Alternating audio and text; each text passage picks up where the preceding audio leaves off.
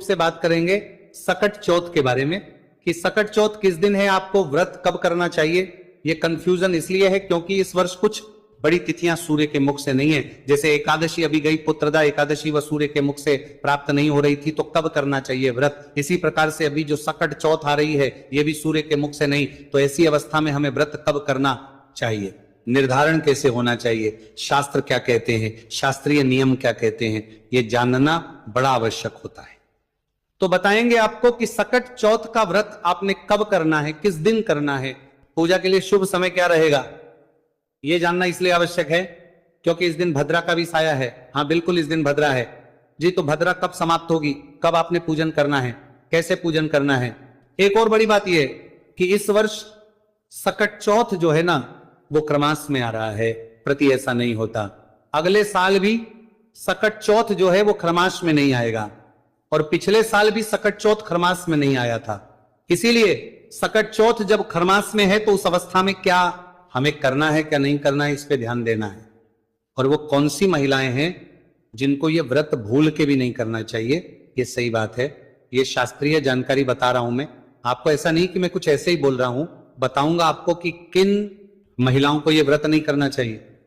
साथ ही यह भी आपको कि जो भी नया व्रत शुरू करना चाहते हैं उनको व्रत करना चाहिए कि नहीं करना चाहिए, और अगर व्रत करना चाहिए तो कैसे करना चाहिए, क्या विधि है, क्या नियम है, किन बातों का ध्यान रखना चाहिए। सकट चौथ के व्रत में किस देवता के पूजा करने चाहिए, क्या इसके नियम कहे गए हैं, आहार में भोजन में क्या खाना चाहिए, क्या नहीं खाना चाहिए, इस प्रकार से संपूर्ण शास्त्रीय जानकारी मैं आपको प्रदान करूंगा। जानकारी आरंभ करते हैं। आपसे निवेदन है कि वीडियो यदि थोड़ा सा भी अच्छा लगे, उपयोगी लगे, तो कृपया एक बार लाइक अवश्य कर दीजिएगा। भगवान गणेश सदा आपकी संतान को सुरक्षित रखें, दीर्घायु बनाएं। इसके लिए कमेंट बॉक्स में अवश्य लिखिए जय श्री गणेश या ओम गण गण। बताइए नमः भगवान गणेश के आशीर्वाद से आपकी संतानें सुरक्षित रहेंगी। आप देख रहे हैं सनातन धर्म का संसार, ज्योतिष संस्थान का प्रतिष्ठित यूट्यूब चैनल सनातन धर्म का संसार धार्मिक। हम यहां पर सभी व्रत और त्योहारों की सही शास्त्रीय जानकारी प्रदान करते हैं।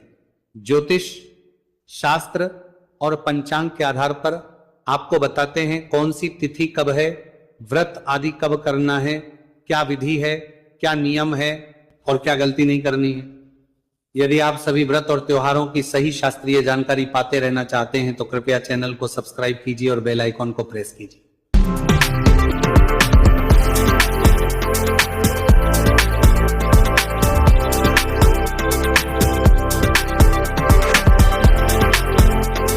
रहना चाहते हैं तो कृपया चैनल को सब्सक्राइब कीजिए और बेल आइकॉन को प्रेस कीजिए। आइए प्रिय दर्शकों, जानकारी आरंभ करते हैं। बात करते हैं कि संकट का व्रत कब करना है, कैसे करना है, क्या विधि, क्या नियम और किसे नहीं करना है। प्रिय दर्शकों, सकट चौथ जिसे अनेकों नामों से जाना जाता है, इसे संकष्टी चतुर्थी कहते हैं, माघी चौथ कहे हैं, माघ मास चौथ कहते हैं। इसी का नाम तिल चौथ भी है, तिला चौथ भी है, तिलकुटनी चौथ भी है और तिलकुटा चौथ भी है। अलग अलग प्रांतों में, अलग अलग भाषाओं में इसको अलग अलग नामों से जाना जाता है, परंतु ये एक ही चतुर्थी है जो संकष्टी सकट चौथ कहलाती है। ये माघ मास के कृष्ण पक्ष की चतुर्थी तिथि होती है। यूं तो माघ कृष्णा चतुर्थियों का व्रत किया जाता है, परंतु माघ मास के कृष्ण पक्ष की जो चतुर्थी है इसे सकट चौथ कहते हैं। इसका महत्व अधिक है। ये बड़ी चौथों में से एक चौथ है। शास्त्रीय विधान तो कहता है कि 12 महीने की 12 नहीं तो 8 करें, 8 नहीं तो 6 नहीं तो 4 करें। जो 4 बड़ी चौथ हैं उनमें से एक सकट चौथ है। और जब 4 से भी हम 2 पे आ जाएं तो उन 2 सबसे महत्वपूर्ण चौथ में से एक सकट चौथ है। 2 सबसे महत्वपूर्ण, एक तो करवा चौथ जो आश्विन मास में कार्तिक मास में आती है, पति की लंबी आयु के लिए की जाती है। दूसरी सकट चौथ जो संतान की लंबी आयु के लिए, अच्छे स्वास्थ्य के लिए की जाती है। इस चौथ का व्रत जो है सबके लिए महत्वपूर्ण है, इसीलिए सभी माताएं इस व्रत को करती हैं और यह व्रत किया भी जाना चाहिए क्योंकि संतान की आवश्यकता सबको है और संतान सदा सलामत रहे, सुरक्षित रहे, संतान सदा तरक्की करती रहे, प्रोग्रेसिव रहे, संतान तरक्की करती रहे, इसके लिए सकट चौथ का व्रत प्रमुख रूप से किया जाता है। यह व्रत मुख्य रूप से निर्जला किया जाता है। निर्जला करना चाहिए, फल आहार ही करना चाहिए, अन्य क्या क्या विधान है आहार के ये भी आपको बताएंगे आगे। प्रिय दर्शकों, सकट चौथ के दिन इसकी जो पूजन की विधियां है ना, वो भिन्न भिन्न प्रांतों में थोड़ी थोड़ी अलग है।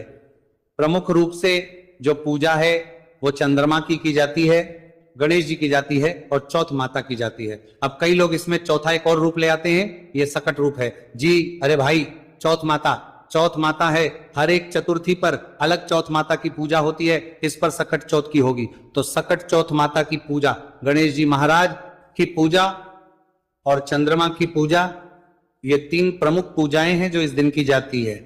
पूजा की जो भिन्न भिन्न विधियां हैं उनमें से मैं आपको शास्त्रीय जानकारी के अनुसार बताता हूं कि कैसे आपको पूजा करनी चाहिए, क्योंकि परंपरा है, सामाजिक परंपराएं हैं, वो तो स्थानों के हिसाब से, जगह के हिसाब से, कबीलों के हिसाब से विकसित हुई।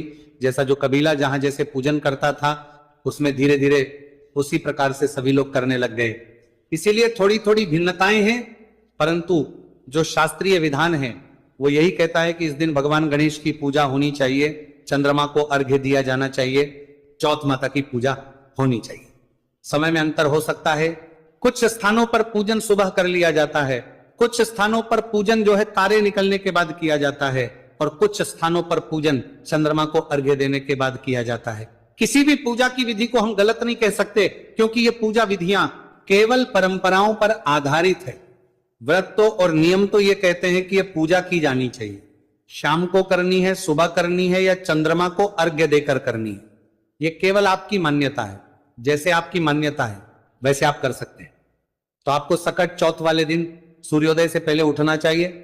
उठने के बाद स्नान आदि से निवृत्त हो के स्वच्छ वस्त्र धारण कीजिए।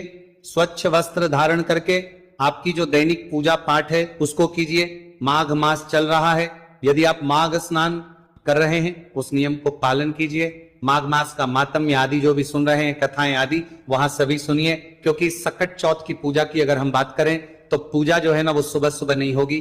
पूजा सुबह सुबह नहीं होगी, कारण यह है कि एक तो इस दिन भद्रा है, सिंह की है, दूसरा सुबह के समय पर मुहूर्त उत्तम नहीं है। इसका जो उत्तम मुहूर्त बन रहा है ना वो